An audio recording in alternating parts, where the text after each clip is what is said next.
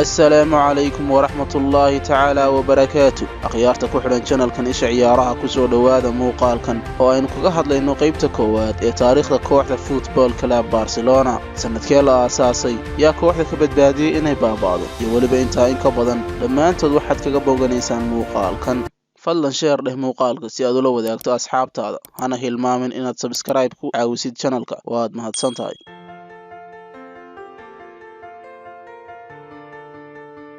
22 Oktoobar sanadkii 1899 Hans Gamper ayaa xayisiin ku daabacay jaridda Los Deportes taasoo uu ku cadeynay rabitaankiisa ah inuu sameeyo koox cusub oo ciyaarta kubadda cagta. Jawaab celin wanaagsan oo ay ka bixiyeen dadkii deganaa magaalada Barcelona ayaa sababay in shir lagu qabto 29 Noofambar ee sanadkaasi goob lagu caweeyo oo lagu magacaabi jiray Gimnasio Sole. 11 ciyaartoy ayaa soo xaadiray kulanka oo kala ah Walter Weil oo isaga loo aqoonsan yahay inuu yahay madaxweynihii koowaad ee kooxda, Luis Teodoso, Bartomeu Terrades, Otto Kunzel, Otto Mayer, Enric Ducal, Pere Cabot, Carles Puyol, Josep Llobet, John Barsones iyo walaalkii William Barsones. Sidaasna waxaa ku dhalatay kooxda aynu hadda magaceeda wada naqaano ee FC Barcelona. Barcelona ayaa ku bilaabatay bilow aad u fiican marka loo eego koobabka gobolkeeda iyo kuwa qarankaba ah, iyagoona ka qayb galay koobabka Campeonato Catalonia iyo koobka Copa del Rey. Sanadkii 1902 kooxdu waxay ku guuleystay koobkeedii koowaad kaasoo ah koobkii lagu magacaabi jiray Copa Macaya. Sidoo kalena waxay isla sanadkaasi ka qayb gashay finalka koobka Copa del Rey iyagoona koobka looga qaaday guuldarro 2-1 ah oo ay kala kulantay kooxda Vizcaya. Sanadkii 1908 Hans Gamper ayaa noqday madaxweynaha kooxda iyadoo si kama dambays ah la isugu dayayo in la badbaadiyo kooxda sababtoo ah kooxdu kaliya xilliga kuma dhibaatoonin garoonka dhexdiisa balse dhibaatada ugu weyn ayaa ahayd dhanka dhaqaalaha iyo taageerayaasha kadib markii aanay kooxdu ku guuleysan wax kooba tan iyo koobkii Campeonato Catalonia sanadkii 1905. hadalkii ugu muhiimsanaa ee lagu xasuusto waxay ahayd inuu yiri Barcelona ma dhiman karto waana waajib inaanay dhiman haddii aan qofna isku dayeyn inuu badbaadiyo haddaba anaa qaadanaya mas'uuliyadda. Wuxuuna laga bilaabo markaas 5 jeer ku guuleystay madaxtinimada kooxda sanadihii u dhaxeeyay 1908 ilaa 1925 oo xilkaasi hayay muddo ku dhow 25 sano. guushiisa ugu muhiimsana waxay ahayd inuu kooxda u raro garoon ay iyagu iska leeyihiin sidaa daraadeedna kooxda u soo xareyso dakhli joogto ah. waxayna ahayd bishii March 14 sanadkii 1909 markaasoo kooxda u guurtay garoonka Campo de la Industria kaasoo qaadi karayay 8,000 oo qof si ay ugu dabaaldegto garoonkeeda cusub. kooxdu waxay qabatay tartan kooxda loogu sameynayo logo ama astaan cusub. Carlos Comamala oo ahaa xidig kooxda ka tirsan xilligaasi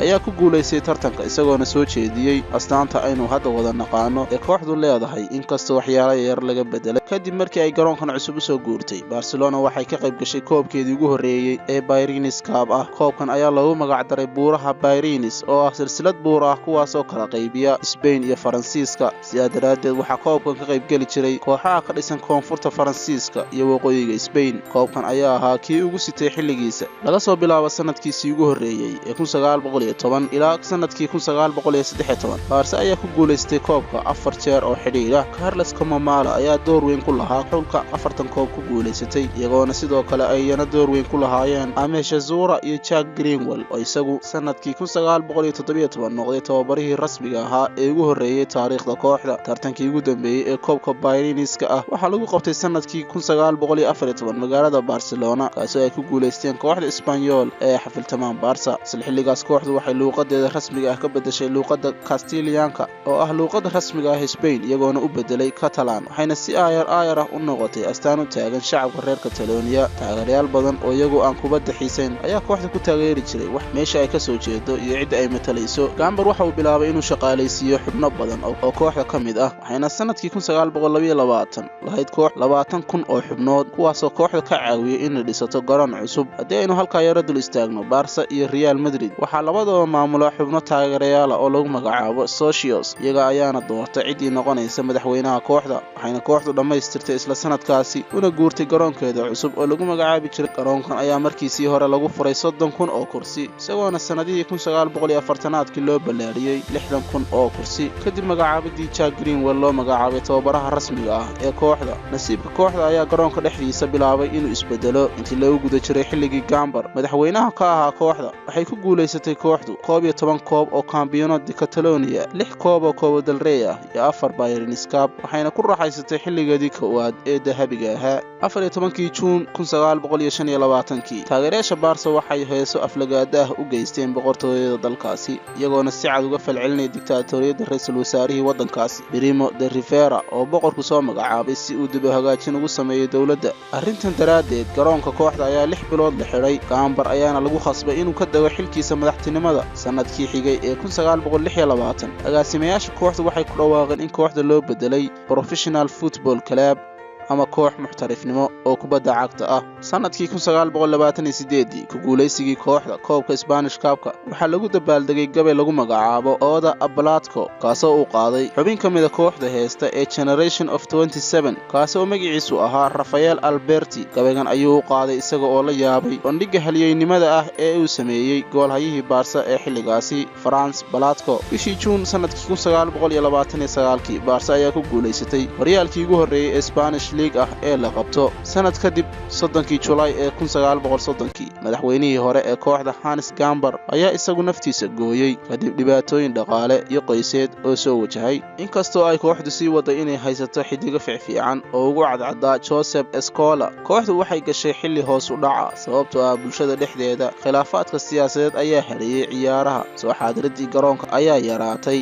inkastoo ay kooxdu ku guuleystay 6 kambiyoonad Catalonia intii u dhaxaysay sanadihii 1930 ilaa 1938 waxa meesha ka baxay guul heer qaran ah oo kooxdu gaadho sanadkii 1936 waxa bilowday dagaalkii sokeeye Spain dhowr ciyaaryahan oo kooxda kamid ah ayaa lagu daray kuwii la dagaalamayay kacdoonkii militariga ahaa iyagoo waliba ay la socdeen ciyaaryahano kale oo ka tirsan kooxda Athletic Bilbao 6 August ee sanadkaasi ciidamo ka tirsan falangistihii General Franco ayaa ku dilay madaxweynihii Barca xilligaasi Josep Sunyol meel u dhow tuulada Guadarrama madaxweynahan ayaa ahaa xubin matala xisbiga gooni u goosadka iyo madax banaanida Catalonia waxaana loo bixiyay naanaysta Martyr of Barcelonism oo macnaheedu noqonayo kii loo dilay Barca daraadeed hagaagii 1937 kooxdu waxay u safartay Mexico iyo Mareykanka markaas oo loo soo dhaweeyay matalayaasha jamhuuriyaddii labaad ee Spain safarkani waxa uu kooxda ka dhigay mid dhaqaale ahaan isku filan balse sidoo kale waxay sababtay in kala badh ciyaartoydii kooxdu ay badbaado ka raadsadaan wadamada Mexico iyo Faransiiska taasoo wax adag ka dhigtay inta hadhay ee kooxdu inay u tartamaan wax ka oow ah March 16 magaalada Barcelona waxay la kulantay duqeymo xagga cirka ah oo ay geysanayeen ciidanka cirka ee Talyaanigu taasoo sababtay 3,000 oo dhimasho iyagoona mid kamid ah duqeymahaasi lala eegtay xafiiska ay kooxdu leedahay dhowr bilood kadib Catalonia waxa la wareegay ciidankii General Franco kooxda oo hadda xubnaheedu u yaraadeen 3,486 xubnood ayaa waxa generaalku aqoonsanaa astaanta bila nidaamka ah ee Catalonia matasha waxaana kooxda la saaray tiro sharci ah oo xadidaya dhammaan astaamaha gooni goosadka oo ay ku jiraan calaamadaha iyo wax kasta oo gooni goosad sheegaya waa la xanibay waxa kale oo kooxda loo diiday inay isticmaalaan magacyo aan Spanish ahayn cabiraadahan iyo shuruudahan ayaa kooxda ku kalifay inay magaceeda u bedesho Club de Football Barcelona sidoo kalena ay calanka Catalonia ka tirtirto astaanteeda sanadkii 1943 Barca waxay wajahday kooxda Real Madrid ciyaar ka tirsan semifinalka Copa Generalissimo Barca ayaa 3 gool iyo waxba ku soo adkaatay ciyaartii ka dhacaysay garoonka Barca balse lugtii labaad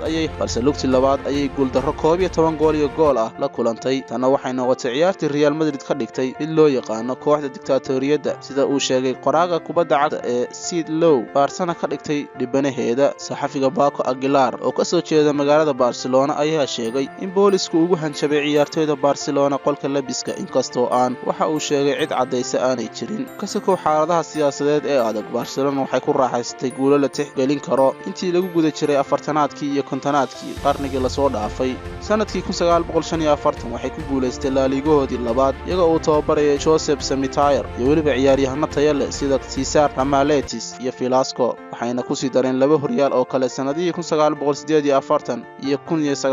1949 iyagoona sanadkan dambe sidoo kale qaaday Copa Latina bishii June sanadkii 1950 Barcelona waxay la soo saxiixatay Lazio Kubala kaasoo noqday xubin muhiim u ah kooxda tababare Ferdinand Dauchik iyo ciyaaryahan Lazio Kubala ayaa kooxda ku hogaamiyay 5 koob oo ka ah horyaalka La Liga Copa Generalissimo Copa Latina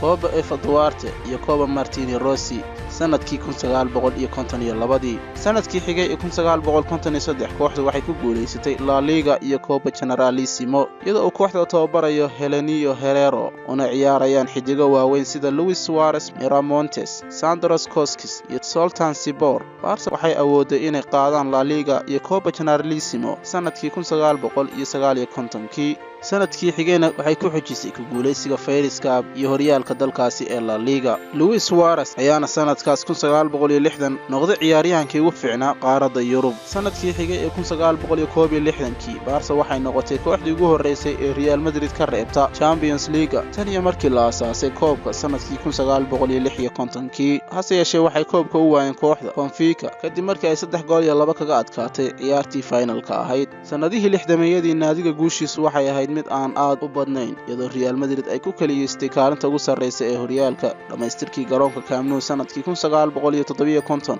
ayaa macnaheedu ahaa in kooxdu ay lacag yar ku kharash garayn doonto soo iibsiga ciyaartoy cusub. xilligan kooxda waxaa u soo baxay 2 xidig oo kala ah Josep Maria Fuste iyo Carles Rakash iyagoona kooxda ku hogaamiyey Copa Generalissimo sanadkii 1963 iyo koobka Fairies Cup, balse guushadii ugu muhiimsanayd ee 10 sano waxay timid sanadkii 1968 markaas Blaugrana ay 1-0 kaga adkaatay kooxda Real Madrid garoonka Santiago Bernabeu finalka koobka Generalissimo iyadoo uu waliba daawanayo General Francisco Franco. markan waxaa kooxda tababare u ahaa pilot hore oo u dagaalamayay jamhuuriyiinta dagaalkii sokeeye kaasoo lagu magacaabi jiray Salvador Artigas. kadib dhimashadii Franco sanadkii 1974 kooxdu waxay dib u soo ceshatay magaceedii Football Club Barcelona iyagoona sidoo kale dib u soo celiyay astaantoodii asliga ahayd. ciyaareedkii 1973-74 waxaa kooxda ku soo biiray Johan Cruyff kaasoo lagaga soo iibsaday kooxda Ajax Amsterdam lacag record ah oo gaaraysay 920,000 oo euro. Cruyff oo hore isugu muujiyay kooxda Ajax ayaa markiiba helay kalsoonida iyo taageerada taageerayaasha Barcelona kadib markuu u sheegay warbaahinta Yurub inuu Barca ka doorbiday Real sababtoo ama doonayn inuu u ciyaaro koox la shaqaysa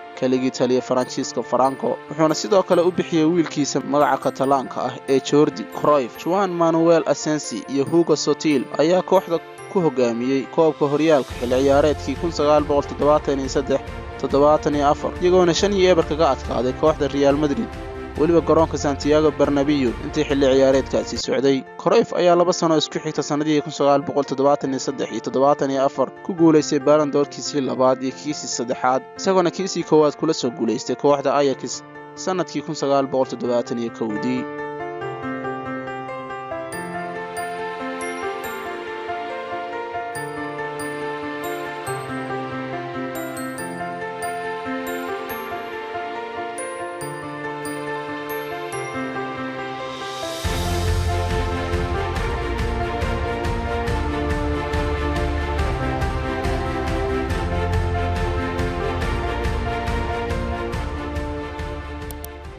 fadlan subscribe saar channelka si aad u daawatid qaybta labaad ee muuqaalkan iyo waliba muuqaalo kale oo fara badan.